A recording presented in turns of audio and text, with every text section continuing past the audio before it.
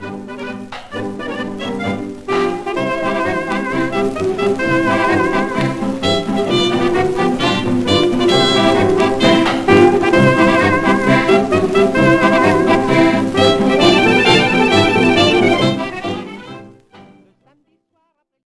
moi, je m'appelle Simone Faudon, épouse Ferraud. Alors, je suis Janine Brochier. Marcel Nervy. Ben, écoutez, je suis Louis Bonnet. Moi, je m'appelle Yves Gosier. Ben, la vie pendant la guerre, nous, enfin moi en tout cas, tu vois, moi en tout cas, j'avais à peu près ton âge, tu vois, et dans les fermes à l'époque, bon, on n'avait pas évidemment le confort qu'on a aujourd'hui, hein. Donc, et on n'avait pas, on n'était pas informés. Voilà notre vie. Et nous avions une vie saine parce que, évidemment, on mangeait, on vivait un petit peu ce qu'on appelle vivre en autarcie. En autarcie, c'est-à-dire on vivait avec les produits qu'on produisait, nous, à la ferme. Donc il y avait les pommes de terre, il y avait les tomates. On mangeait très bien, on était heureux, tout ça. Mais, évidemment, c'était une vie de ferme, n'est-ce pas? On n'avait pas le confort, on n'avait pas la douche, on n'avait pas tout ça, ce que vous avez aujourd'hui. Mais malgré tout, on vivait ensemble, on vivait heureux. Voilà. C'était notre vie de l'époque. J'en ai des anecdotes, moi. Le matin qu'ils ont bombardé le pont, parce qu'on allait chercher... Rancure, hein? Ouais. On allait chercher le lait. Ils ont bombardé le pont de Rancure, il y a eu un mort, Monsieur Jourdan, le directeur d'école. Il a reçu Madame, comment elle s'appelle, Madame Richard, qui avait eu le bras abîmé, et Péris. Le Péris, ça va. Ouais. J'ai appris après que le jour des bombes des alliés qui sont tombées à Rancure, elle s'était mise sur la terrasse, puisqu'on habitait à côté, hein, dans la maison de côté, et elle voulait voir les avions passer, et elle s'était mis le poignet au front pour cacher le soleil, parce que le soleil la gênait, et il y a un éclat d'obus qui lui a blessé le poignet, vraiment très très fort. Nous, on allait chercher le lait chez le Giraud, le René Giraud, tu sais, là-bas. Au tube. Et j'amenais mon grand-père, alors je l'amenais par la main, puisqu'il était aveugle le matin. Et on allait chercher le lait là-bas. On est revenu, c'était le matin, ça. Sur le pont, on a traversé le pont. Et l'après-midi, il le bombardait. Ah oui, le pont de là, c'est le pont. Avion qui passait sur la ferme. C'est ça. Hein, et puis qui mitraillait la gare de la Brianne. Et en passant sur la ferme, les douilles des mitrailleuses tombaient sur la table.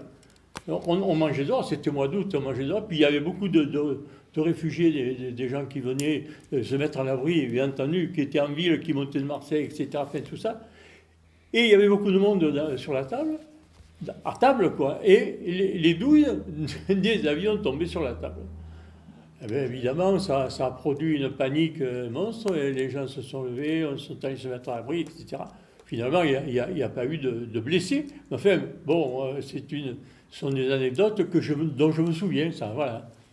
Et, bien entendu, alors, je me souviens d'une chose, c'est que ma sœur, qui avait 3 ans à l'époque, qui était là, et tout le monde est parti, et ma sœur est se trouvée sous la table. Et c'est une brave dame qui était assez âgée qui est allée la récupérer sous la table. Mon Dieu, ma mère, elle était sur le pas de la porte quand ils ont bombardé le pont de Las, du pas de la porte à la campagne, elle s'est trouvée dans le fond de la maison. Déplacement d'air. Mon Dieu. Moi, quand ils sont venus, tu vois qu'ils sont venus, les Américains, bombarder le pont de Las, qu'on avait ces avions qui faisaient... Pendant des années, quand j'étais dans un avion, je faisais comme ça.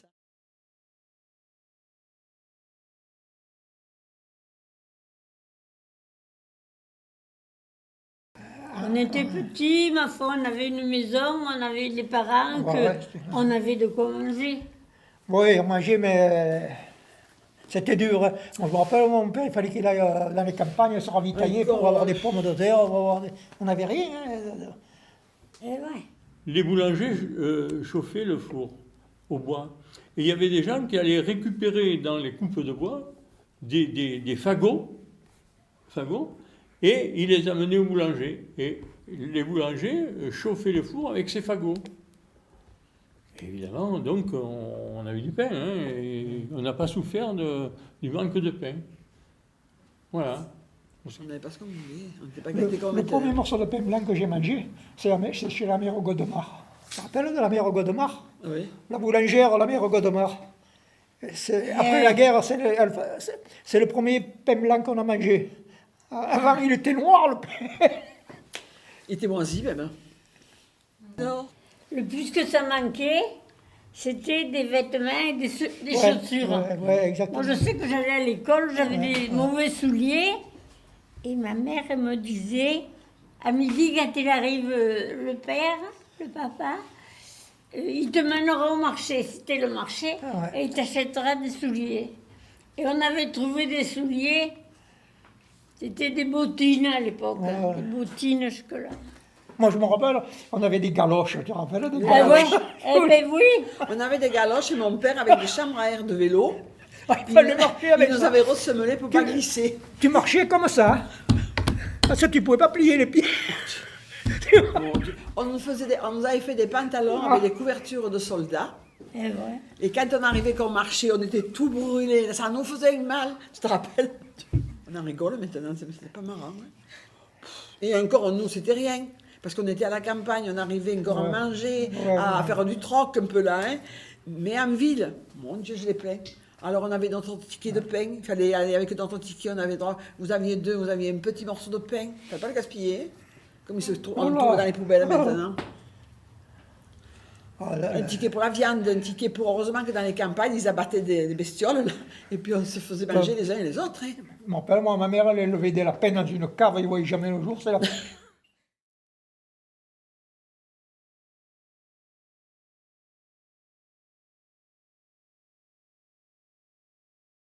L'insouciance, ça existe Mais pas. malgré tout, vous jouiez quand vous étiez petit entre vous. Vous Oui, mais l'insouciance, elle peut exister chez les gamins, mais pas chez les personnes, pas chez les parents.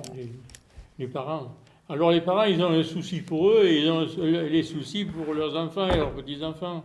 C'est un souci multiplié par 10. Ouais. Mais évidemment, les gamins, le gamin, il est gamin, quoi. Il joue, évidemment, il joue à la guerre. Oui, c'est ce que je disais. Il joue à la guerre, le gamin, il joue à la guerre. Pendant la guerre. Mais après, les seniors, la guerre, c'est... De toute façon, tous les enfants jouent à la guerre. Hein. Moi, j'ai joué à la guerre. Oh, ça nous a mûri. Je ne sais pas trop expliquer ça, mais non, on avait quand même... Je ne sais pas comment l'expliquer, mais non.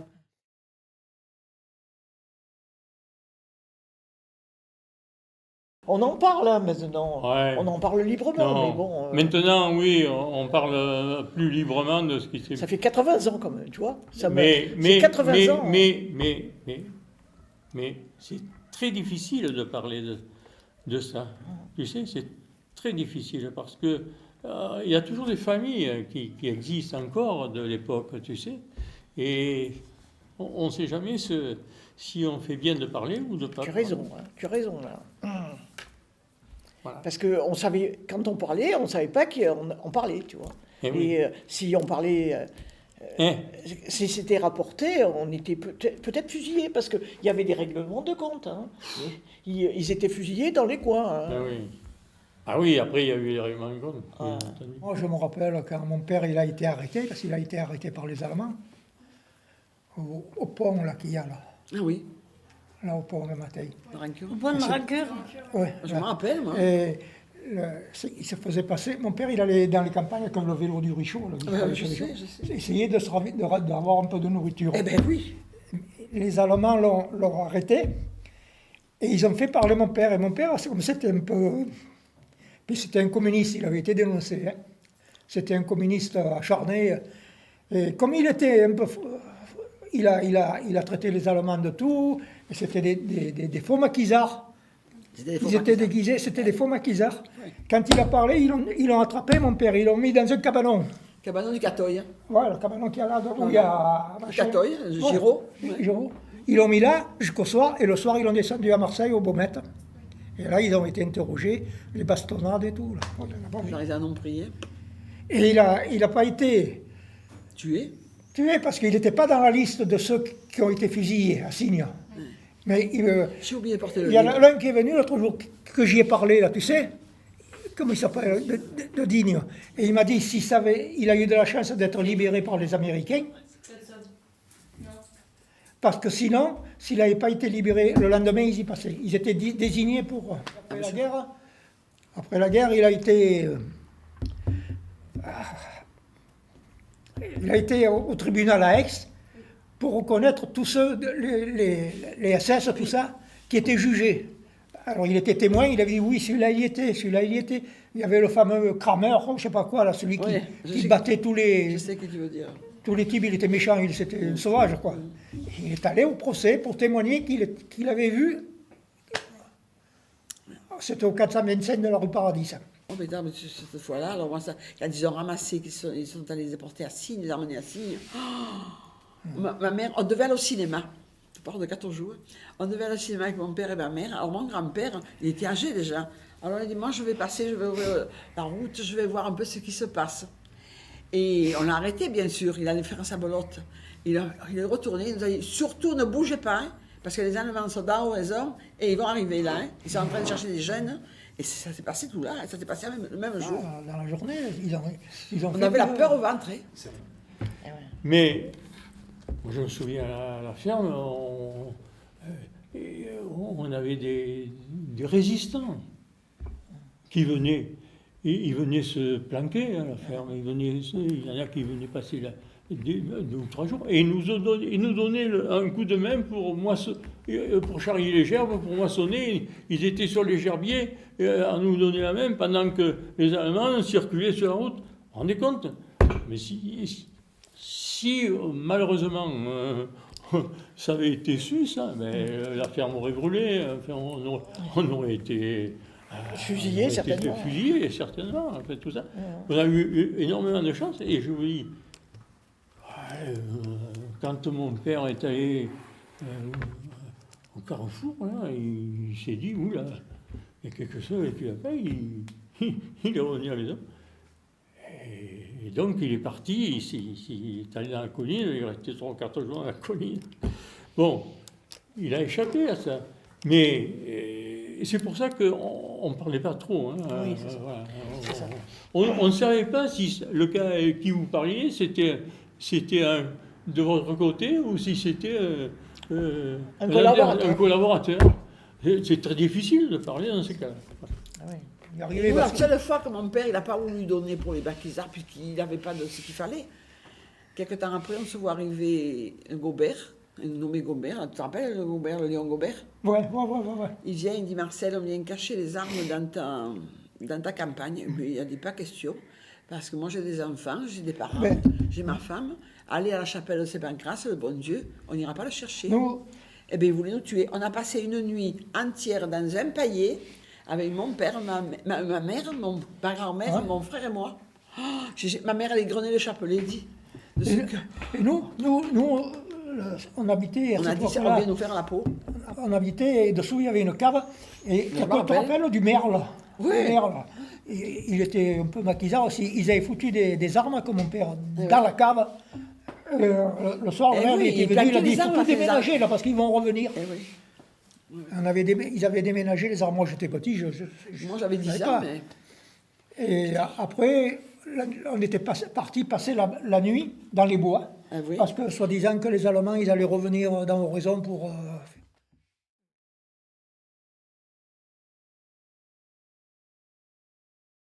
La libération, c'était bien. Tu te rappelles, il y a le frère de M. Penn, instituteur. Il est monté au clocher, là. Il est monté au clocher, qui a mis le drapeau bleu, blanc, rouge. Les Alliés, quand ils sont arrivés, c'était au mois d'août. Hein. Donc c'est au mois d'août. Et au mois d'août, évidemment, dans les fermes, nous avions des tomates, nous avions des melons. Ça, c'était la pleine saison. Et évidemment, avec nous, on avait allé sur le CD4, les chars des Alliés passaient sur le CD4 pour aller rejoindre Digne. Et nous allions les voir passer, bien sûr. Et je me souviens de ça. Alors ça, ça m'émeut encore quand j'en parle, parce que... Voilà.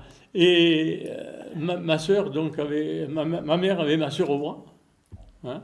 Elle avait 3 ans, moi j'avais 9 ans, mon frère avait 5 ans, on était là, on regardait passer les chars. Et puis tout à coup, il y a un char qui s'est arrêté, et puis on a compris que le gars qui était sur le char, il voulait embrasser ma sœur. Et donc, il nous a fait comprendre qu'il avait laissé chez lui, en Amérique, sa fille comme ça aussi, du même âge, et qu'il aurait aimé embrasser. Alors, bien sûr, ma mère lui a présenté ma soeur qui l'a embrassée. Mais ça, ça me fait toujours une émotion quand je parle de ça. Un char américain, devant la bijouterie Oui, qu'il y il y a là, voilà. oui. Il était garé Je là. vois. Et il y avait un monde qui regardait ça. Jamais personne n'avait vu un matériel pareil. C'était encore l'ère des chevaux, ça, que les charrettes chez nous. Hein. Et eux, ils avaient des chars, ils avaient... Ils nous envoyaient des biscuits, ils nous envoyaient des Si, chewing-gums. ça Ils faisaient dans des boîtes en fer, comme des boîtes de pâté. Dedans, il y avait un biscuit, il y avait un chewing-gum. Oui, corned beef. Voilà.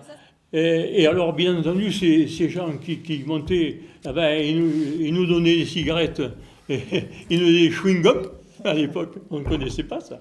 Et nous leur donnions des tomates, des melons, enfin, voilà, et ils étaient évidemment très heureux de pouvoir consommer ça, parce que ça faisait des mois et des mois qu'ils n'avaient eu que des rations alimentaires de l'armée, quoi. Voilà. Donc, voilà, ça, je m'en souviens très bien. Voilà. Les prisonniers de guerre, tu sais où ils arrivaient? Ils arrivaient à Baris, où il y a la pâtisserie actuellement, et puis il y avait la joaillerie qui les recevait, et elle leur chantait la Marseillaise quand elle chantait, tu sais, la joaillerie. Ouais,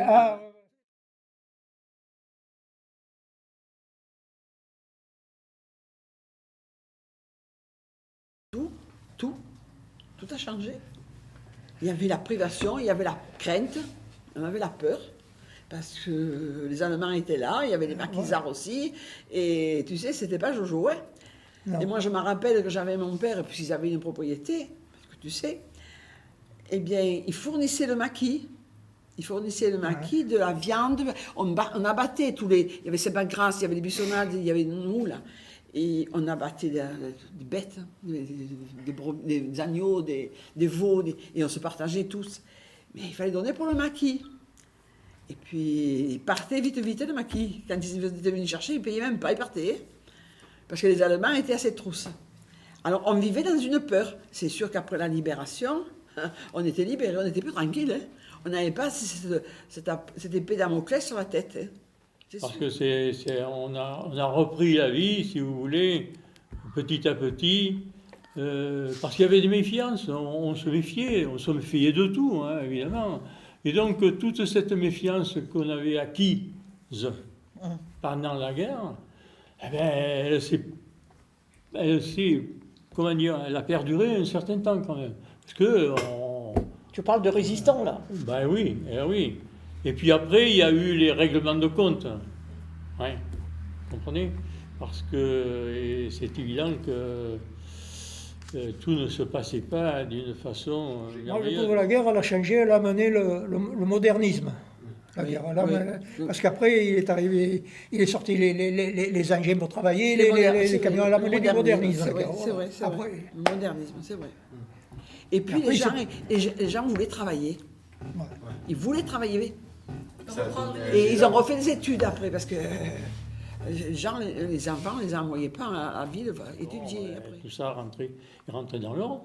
Enfin bon, je vous souhaite pas, vous les jeunes, de connaître des époques comme ça, parce que c'est vraiment pénible. C'était la période de famine maximale après la guerre. Ah oui. Parce que moi, maman me disait, j'avais pas de lait et je pouvais pas trouver de lait en boîte et tu as failli mourir de faim. Non, les restrictions ont duré longtemps. Ça a encore un peu duré, mais après c'était quand même plus calme, on avait plus de tranquillité. Les carnets de tickets, là, ça a duré longtemps, ça a duré au moins 2 ans ou 2. Oui, oui, oui. Qu'il fallait des carnets pour Alors chercher le pain. les personnes âgées avaient droit un peu plus, les jeunes un peu, les enfants un peu plus. Puis après,